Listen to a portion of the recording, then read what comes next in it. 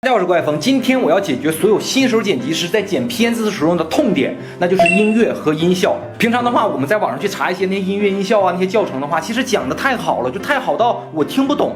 那本期的话呢，我会按照最简单的方式给大家讲清楚。那如果大家有听不懂的话，那下一期的话呢，我们会在评论区让烟灰哥挨个管你们叫爹。我们先来说音乐的选择，就比如说你剪片子，你加不同的音乐，那是你个人的情绪表达。那比如我们就拿土耳其疗养塔去举例，同样的画面，我会分3次加入不同感觉的音乐，大家听一下。我先加感人的，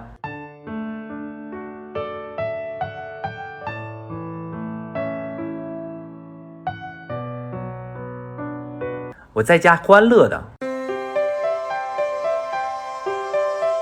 我再加悬疑的。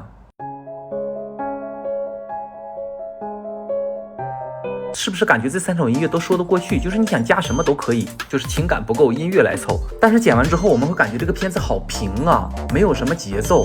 那这个时候重点来了，我们要学会加音效破节奏。那我们试着先加一下音效，看一下感人的。Do you hear me？ 悬疑的加音效。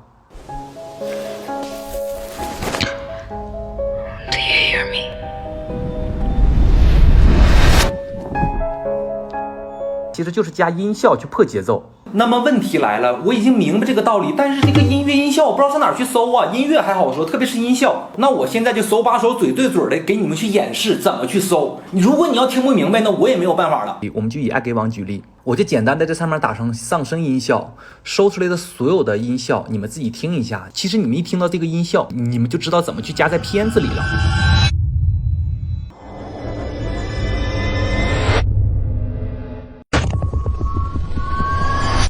好，下面常用的一个音效叫重音，就是重点转折、画面转折、情绪点转折。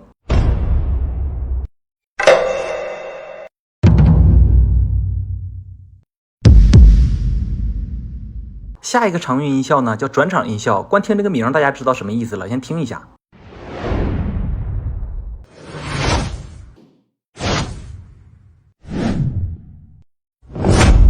最后一个我要说的话就叫某某渲染音，紧张不安的渲染音呐，恐怖氛围的渲染音呐，开心的渲染音呐，就是打上关键词去搜索就可以了。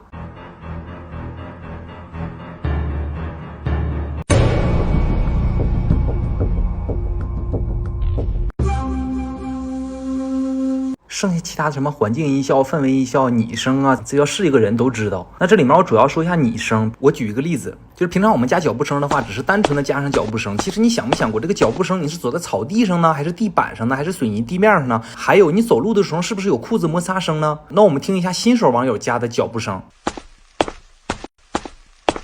那我们再听一下老手网友加的脚步声。是不是细节很重要？当然了，还有一些其他特殊的音效，比如说听到这种音效，我们就很有画面感。比如这种的话，就适合做一些短视频呐、一些搞笑节目这种类型的。哆啦 A 梦，对不对？停！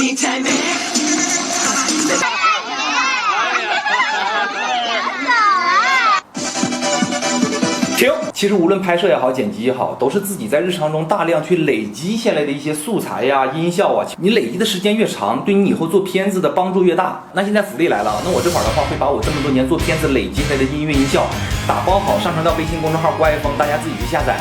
这个是我这么多年的心血呀。我觉得大家下载完之后把它整理好，在你们日常中做片子，我觉得帮助还是很大的。这个东西真的，嘘。好，按照我们节目传统，我会把我之前的知识点全部推翻。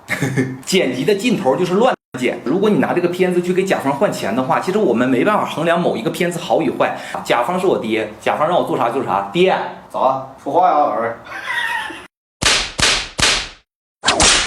啊，对了，这期讲的是音效。如果大家要听选择音乐的话，我之前拍过一期，在我干货合集里面有一期怎么去选择音乐啊，大家也可以看一下。